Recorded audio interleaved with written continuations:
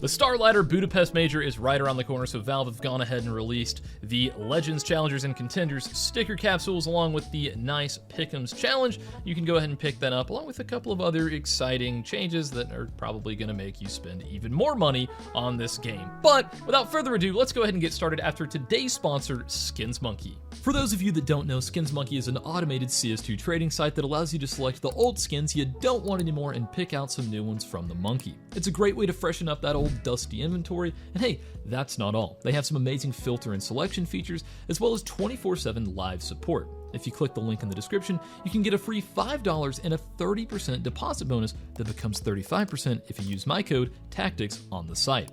Don't miss out on this offer and check out SkinsMonkey today. Let's get back into the video. Now, as per usual, I'm going to make a tier list giving my power rankings before actually looking at the matchups. Once we take a look at the matchups, we'll lock in our actual picks. So let's get started. I'm going to try to do this as quickly as I possibly can. We're going to one-take this. So when it comes to 3-0 teams, I think it's pretty obvious here. Legacy are going to be your best choice. They are the best Brazilian team that isn't named Furia. They've actually won a Tier 1 trophy this year, and they finished second in another as of recent. I think they are going into this stage as the strongest team. Quickly followed by FaZe. And to be honest, these two teams, I know FaZe is generally shaky in opening stages and that sort of thing, but these two teams are by far the best two teams in this stage of the major. Now let's actually jump down to the bottom and talk about our 0-3 teams that I think could go 0-3. So let's get the obvious choices out of the way. I think Rare Atom, they have done pretty much nothing except be decent domestically. Internationally, there's just not really been much going on. That's the same with the Huns. The only team that they ever lose to is Rare Atom, and I think both of these teams are some of the weaker teams in this stage of the major. Now, staying on the terms of Asian teams, I actually think LinVision have a chance of moving through, and we'll talk about that more here in just a moment. I just want to go ahead and throw them up there to get some movement going for LinVision. But what I really want to talk about is a team that surprised me is Imperial. They have had pretty dreadful results domestically as of late and have not had any success in international Counter-Strike. I think they're a team that could potentially go 0-3. I'm gonna put them in the F tier.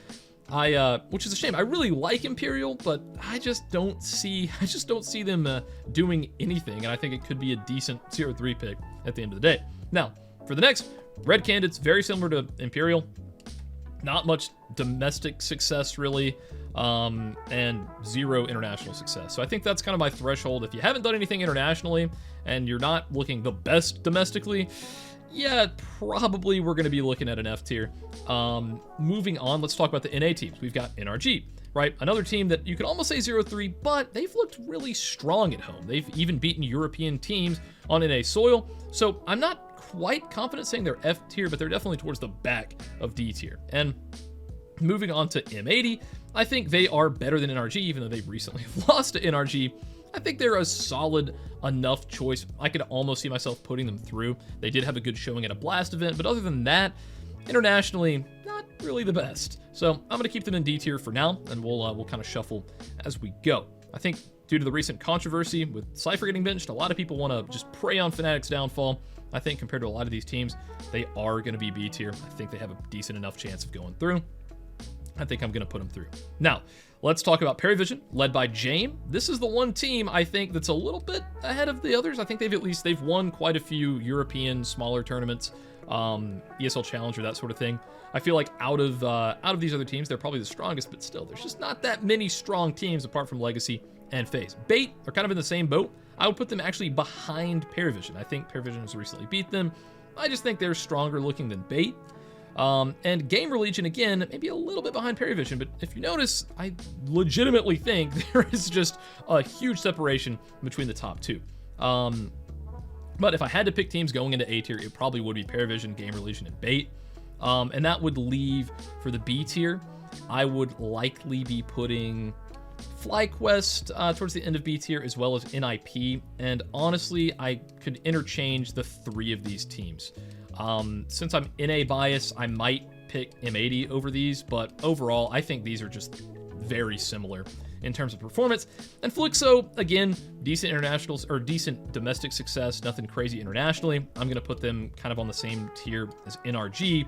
And overall, this is kind of how I'm feeling when it comes to just overall power rankings. So right now I'm on majors.im, and this is just a little prediction tool that allows you to run a few different scenarios through and just see how the bracket responds. If you're new to the Swiss system, it's almost impossible to predict. You just can't really do much outside of look at the opening matchups, because one small change and it's just going to scramble so many future and potential matchups. So we're not going to worry about predicting everything. I just want to look at the opening matchups and see what are the likely second round matchups based on my predictions for the opening round. I'm not going to go anything like round 3, 4, or 5 because that's just almost impossible. So honestly, I'm pretty confident in the higher seeded team winning almost every single one of these matchups except Imperial and Rare Atom. And if you remember, I think both of those teams have a chance of going 0-3. That's sort of a coin toss in my book.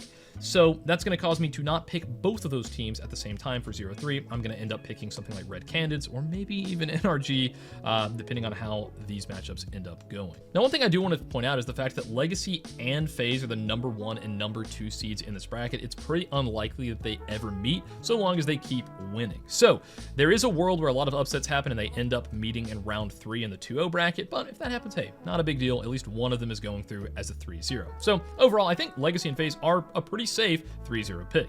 All right, so let's go ahead and lock these picks in. Obviously, I'm taking Legacy, and I'm taking FaZe for my 3-0. For the 3-1, 3-2, I'm thinking Perivision at the top. I'm going to go Gamer Legion, Bait. I feel decent enough about Fnatic, and the last two are kind of up for debate. I do like Linvision, so I think I'm going to throw Linvision on through. They just have enough aura to where I want to pick them. And finally, I think I'm going to be NA biased. I'm throwing M80, despite some somewhat rocky results recently. I'm throwing M80 through. I think against these guys, they can win some rounds. They can win some matches. I've got to have faith in the boys over there. And speaking of the boys, yeah, I'm not going to be picking FlyQuest. I'm not picking them a 0-3. I think they're better than that, and I think they very well could move on through. If I'm from Australia, they're going in the 3-0 slot. But overall, I'm just not really sure where to place them, so I don't think I'm going to do anything crazy there. Now for the 0-3s, it's tough, guys. I don't know. Obviously, my gut was telling me to put Rare Atom and Imperial. Obviously, they're playing each other in the first round. So I think I am going to take... I think I'll take Imperial in that. I'm going to leave Rare Atom in there. I don't see them being better than really any team here. They could always make an upset in the best of ones, and please, Valve, please just make it best of 3s so I can be more confident in these. And then it's down between the Red Candids and NRG. I'm kind of leaning towards the Red Candids, but honestly, I think to balance out my previous NA bias, I'm going to throw NRG down there. And just like that, I have the two bottom-seeded teams in the 0-3. I don't think that's ever a really bad idea. It's a pretty boring take, I know. If I really wanted to get crazy, I could take Rare Atom off since I think it's a coin flip between them and Imperial. But I'm feeling this is my first gut instinct, and this is what I'm going to lock in, guys. So let's go ahead and move on.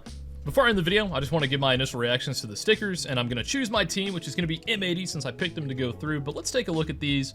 I haven't really looked too deep into them. They look pretty sweet. I am liking the way these hollows look. That's pretty sick. I think it's unique. I like the font. It definitely has like a Hungarian vibe. This is very cool. I'd rate these a little bit higher than some of just the cut and paste that they've been doing over the last few years. But so it looks like instead of foils or glitters, we have a new special type called embroidered, which I'm guessing is gonna, yeah, it almost looks like a patch, like a cloth patch.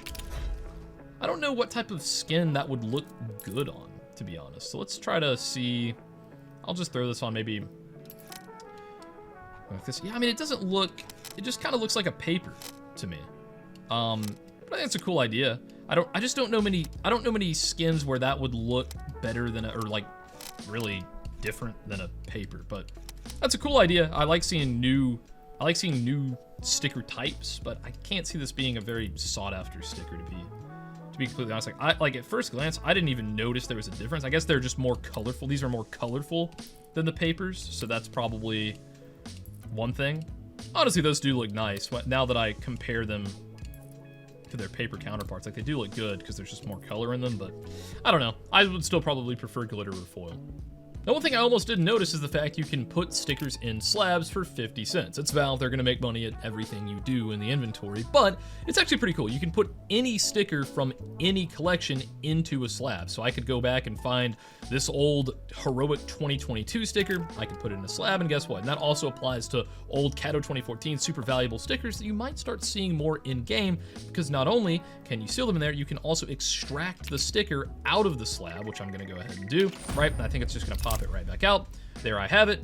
And you can even add and remove and detach it as a charm. So pretty nice. You can actually, there's a way to use stickers without actually using stickers. So I'm not sure what that's going to do to the market, but hey, it's pretty cool. So, you know, they just place like any other charm.